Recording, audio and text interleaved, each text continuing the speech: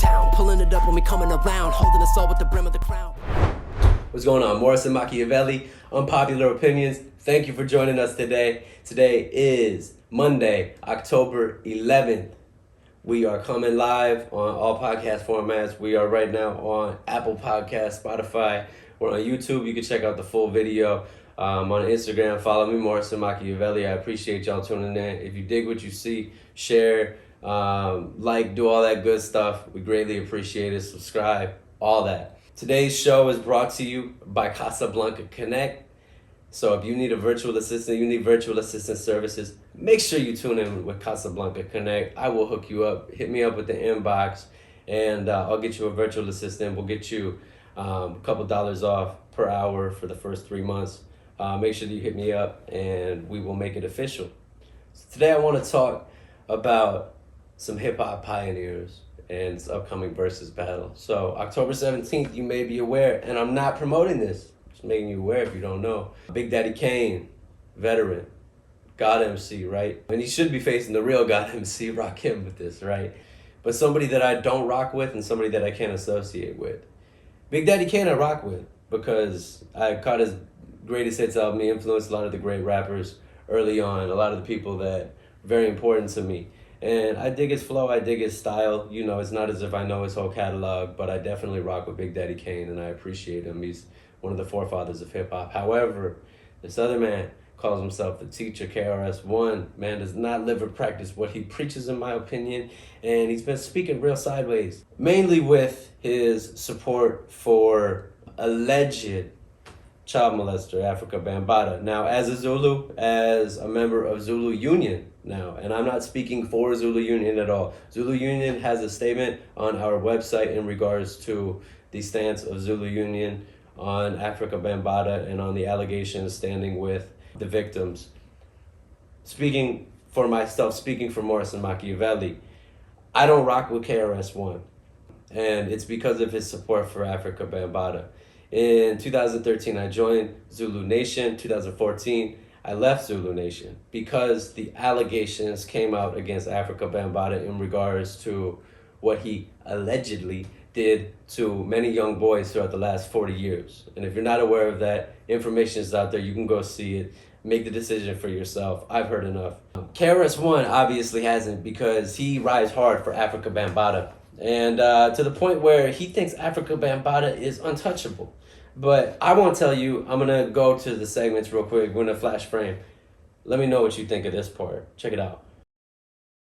A lot of people felt that I was insensitive, that my remarks, like I said, you know, I could care less, I don't care, you know, and I really don't. First of all, we're talking about accusations.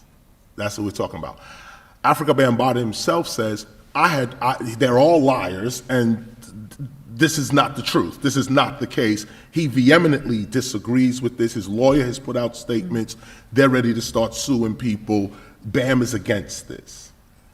The other 4 people, though, they came forward. Nah, this is real. This is true. Right. Now we're sitting here with no evidence, no conviction, nothing but accusation. An allegation like that can completely destabilize our perception of who they are. Why? Because they're human. Yeah, but then so why do you care less? Because they're human. So you think to... They're human. So if they're human, and isn't part of being human, being humane to those who have the courage to step forward into an enormous arena? No, these people work for the FBI. This is a whole different thing we're dealing with. When you're talking about Africa Bambaataa, first of all, you're talking about the person who invented hip-hop, not participated in it. There was no hip-hop before Africa Bambaataa. Let's start there. So anyone who has a problem with Africa Bambaataa should quit hip-hop. But if it's historical, the evidence is very hard to acquire. Then why say it? But often because of the culture upon which you'd have to enter to actually confess such a confession is to a minister and a priest. When you have a leader, when you are out to destroy your own leadership, Others that do read and do study and are on the front lines of the revolution itself, like me, you don't take accusations lightly. No one's untouchable. No, yes you are. We have to learn that. No, we have to learn that. No, our leadership has to be untouchable. Some of us are infallible. Some of us are going to have to be untouchable, or our entire culture is going to fall. Our culture cannot fall on the accusations of 4 people. That's weak. The culture's not going to fall on the No, accusations. it almost has. It almost has, because we don't realize how the FBI and the NSA and the CIA and these people are trying to destroy us. Now, everybody else that sees BAM as a, Planet Rock and this, that, and the other, I study with BAM. I work with BAM, knew him for 30 years. Okay? These accusations, yo, BAM, you gotta deal with that. And that's my dude, okay? BAM is my friend, that's my dude. You still gonna have to deal with that. It's just that it's not mutually exclusive to still cherish BAM and his work and his legacy, Right. and show respect until we hear more. No, then leave hip hop then. See, you still want to use the elements of hip hop, but you don't want to respect the founder of the elements you're using. That's not disrespect to counter something. No, yes it is. If we're slandering and disrespecting our leadership, that makes us weak, even if your accusations are true. You don't go about it by telling the whole world your leadership is this and your leadership is that. No, you seek justice internally. You don't you don't slander your culture and the leadership of your culture for your own emotional hurt. What you do is you go directly to the person that hurt you and you seek justice. What you do is you can come to a person like me even, and others within the community that teaches hip hop and leads and guides our culture. You can come to anybody like us, bring it up in private and say, yo, we got a real issue that we got to deal with. And then we as brothers, we as sisters, we as family, we go and we deal with our issues internally. We don't tear down leadership in the public and then expect other people to respect us. Untouchable. He thinks that we can single-handedly credit this man for hip-hop. Now, I will say, those contributions can't be taken away with him, just like R. Kelly's contributions to R&B can't be taken away. However, you won't hear me bumping the remix to Ignition. Nah, I'm good. Just like I'm not bumping Planet Rock, because I don't need that. I'm not messing with child molesters. I'm not messing with pedophiles. None of that stuff. However, this man says, if you don't rock with bambaata, if you are against bambaata, you're against hip-hop, and you should quit hip-hop. So, all those people, you don't want to mess with a child molester. Now you're speaking to all the pioneers and everybody, not me, not just me, but everybody who chooses not to rock with bambaata. They should all quit hip-hop. Come on.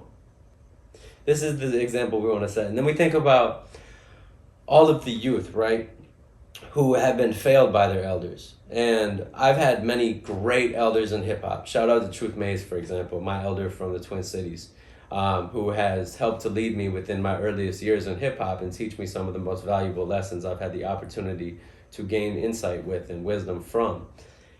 I've had the opportunity to learn from great people. Not everybody in hip-hop has had that same opportunity. And in many ways, you look at it and, okay, who failed who? Are the youth failing hip-hop? Or did those before them fail them? You know what I'm saying? And I'm not here to answer that question. I just offer that as something for you to think about, right? I think it's very important that we think about how we move forward, not only with hip-hop, but how we move forward in the way we support people. You know, people like Woody Allen. You know, I'm not a big film person, so it's not like I'm out here. I don't know what Woody Allen's done. I don't rock with any of that. But Harvey Weinstein, these type of people, they need to be taken out. They need to be taken out of this system. They need to be incarcerated, whatever it is. And if you know me, you know I'm not about the prison industrial complex, nothing like that. But we need to isolate a lot of these people from general population, from regular people like us, from the kids, you know what I mean? Like, Africa Bambaataa should not be out walking the streets. So with this Verzsus battle upcoming October 17th, of course, I got Big Daddy Kane's back, but I'm not watching it because I don't want to see KRS. I don't want to support anything he does. I'm disappointed that the Verzsus platform brought Big Daddy Kane up against KRS-One. KRS-One should not be relevant in the culture right now, considering what he's done. And, you know, who am I? Who am I to say this, right? I'm a guest in the culture, but I'm telling you my opinion as a contributor to the culture, and I'm telling you how I feel. I'm telling you what matters to me. And I don't want to see people who defend pedophiles, regardless of whatever. Like, that's not okay with me. And it is what it is, you know what I'm saying? But let me know what you think in the comment section below. Do you rock with KRS-One? Are you okay with it? Is it whatever? He's just speaking out the side of his mouth. It's all good. Let me know. If you dig it, like, comment, share. I appreciate all of it. If you don't, still let me know what you think below. Share. Let's keep the discussion going. Peace out. Morrison. It's Morrison.